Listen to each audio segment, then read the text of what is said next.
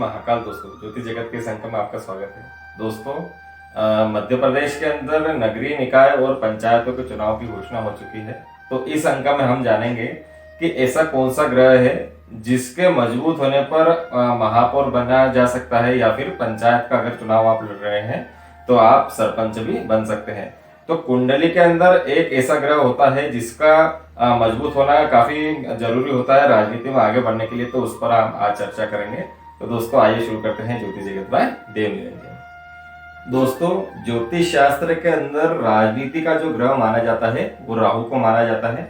तो यदि आपकी कुंडली में राहु की पोजीशन अच्छी है, खास तौर से आपके कुंडली के लग्न भाव में यदि दूसरे भाव के अंदर राहु विद्यमान है, या फिर छठे के अंदर राहु है, या फिर दशम में राहु है, तो राजनीति के अंदर आपकी सफलता के चांस बढ़ जाते हैं। आप राजनीति में सफल हो सकते हैं। उसका कारण ये है कि जो 10वां भाव होता है ये लोकप्रियता का भाव कहलाता है। मतलब कि जनता के अंदर आप कितने लोकप्रिय होंगे वो 10वें भाव से देखा जाता है। तो राहु जब भी यहाँ पर विद्यमान होता है तो वो जनता के बीच में अपनी बातों से लोगों को प्रभावित करने की क्षमता रखता है और लोकप्रियता के नए नए आयाम प्रदान करता है।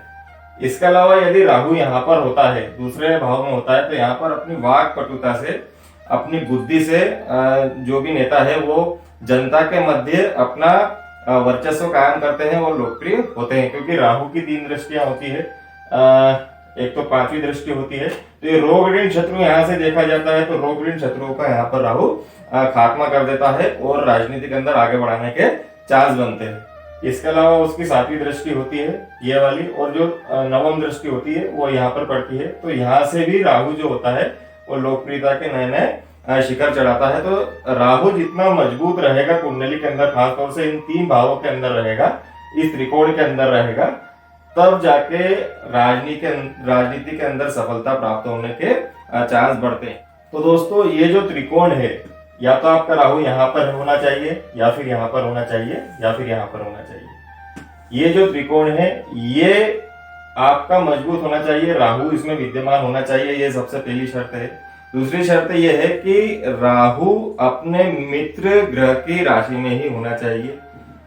जैसे कि शुक्र की राशि में हो, शनि की राशि में हो, बुध की राशि में हो, तो ही राहु जो है वो आपको सपोर्ट करेगा और उसके बाद ही आपको लोकप्रियता प्राप्त होगी।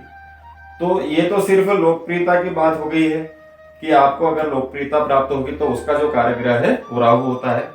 या फिर राहु आपके जन्म कुंडली में, राहु की या तो दशा चल रही हो या अंतरदशा चल रही हो, शुक्र के दशा में राहु की अंतरदशा चल रही हो, बुध की दशा में राहु की अंतरदशा, शनि की दशा में राहु की अंतरदशा, यानी कि मित्र ग्रहों की दशा में राहु की अंतरदशा, या फिर राहु की दशा में राहु की अंतरदशा, तो अंतरदशा के साथ में गोचर के अंदर यदि राहु यहाँ पर विद्यमान हो गया, या फिर यहाँ पर विद्यमान हो गया, या फिर यहाँ पर विद्यमान हो गया, तो दशा, अंतरदशा और गोचर, इन तीनों का कॉम्बिनेशन होना भी काफी जरूरी है। इन तीनों का कॉम्बिनेशन जब राहु के साथ होगा, राहु का जब वर्चस्व होगा, दशा होगी, अंतरदशा होगी, या फिर गोचर में राहु इन तीनों भावों में किसी एक भाव में बढ़ जाएगा। और जैसे जैसे राहु की डिग्री बढ़ेगी, डिग्री वाइज भी उसमें बल होना चाहिए, तो जैसे जैसे उसकी डिग्री बढ़ेगी वैसे वैसे लोकप्रियता प्राप्त होती जाएगी और राजनीति के अंदर सफलता प्राप्त होने के चांस धीरे धीरे बढ़ते जाएंगे। दोस्तों, राहु का काम होता है वाक्पटुता करना। राजनीति के अंदर कौन क्या सोचता है ये राहु के देन होती है, राहु का आशीर्वाद होता है। राहु, आप ये समझ लीजिए कि जैसे कि रावण है, रावण के 10 सर होते हैं, वैसे ही राहु 10 दिमाग से सोचता है, एक साथ 10 जगह अपने दिमाग के घोड़े दौड़ा सकता है। कौन क्या सोचता है, कौन क्या नहीं सोचता है, इसका आकलन भी राहु पहले से ही कर लेता है। ये राहु को आशीर्वाद प्राप्त है। तो राहु का मजबूत होना काफी जरूरी होता है कुंडली में, राजनीति में सफलता के लिए। लेकिन ये सिर्फ लोकप्रियता दिलवाता है आपको। यदि कोई सा पद चाहिए, या तो आपको महापौर का पद चाहिए, पार्षद का पद चाहिए, सरपंच का पद चाहिए, कोई सा भी पद चाहिए राजनीति के अंदर, यदि आप शिखर पे जाना चाहते हैं तो राहु आपको लोकप्रिय करवा सकता है। पद अगर आपको चाहिए तो आपकी कुंडली में शनि या फिर गुरु, बृहस्पति, इन दोनों का सपोर्ट होना काफी जरूरी है।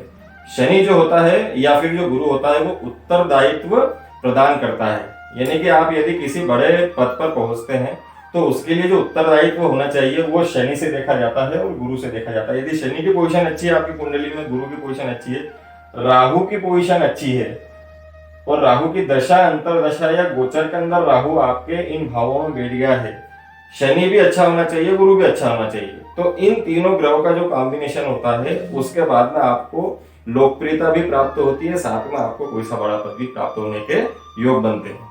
तो दोस्तों ये था राजनीति में सफलता प्राप्त करने के लिए कौन से ग्रह का बलवान होना जरूरी है उसका एक छोटा सा विश्लेषण। इसके अलावा कुंडली देखकर भी ये बताया जा सकता है कि आप राजनीति के अंदर सफल हो सकते हैं कि नहीं होते। काफी लोग जो होते हैं वो राजनीति में कई समय से लगे रहते हैं, लेकिन उनको न तो कोई पद मिलता है, न कोई उत्तरदायित्व मिलता है, धीरे धीरे आगे बढ़ते रहते हैं और जब उनको कोई पद मिलने का योग बनता है तो कोई दूसरा उनका पद हड़प लेता है। तो ऐसे करके राजनीति के अंदर काफी तालमेल की कमी होती है। तो आपकी किस्मत यानी कि आपका भाग्य, आपकी जो कुंडली है वो ये बता सकती है कि आपको राजनीति में सफलता प्राप्त होगी या नहीं होगी। तो दोस्तों यदि आपको ये वीडियो पसंद आया तो इसको लाइक और शेयर अवश्य कीजिए, हमारा चैनल सब्सक्राइब अवश्य कीजिए। यदि आप अपने कुंडली का विवेचन करवाना चाहते हैं और कुंडली से संबंधित कोई सा भी प्रश्न है तो आप हमको कमेंट कर सकते हैं, व्हाट्सएप कर सकते हैं। राजनीति के अंदर यदि आप सफल होना चाहते हैं तो आपकी कुंडली उसके लिए योग बनाएगी कि नहीं बनाएगी, इसके प्रश्न का उत्तर भी हम दे सकते हैं। तो उसके लिए कुंडली का विवेचन करना काफी जरूरी है। तो दोस्तों मिलते हैं अगले अंक में। जय श्री महाकाल।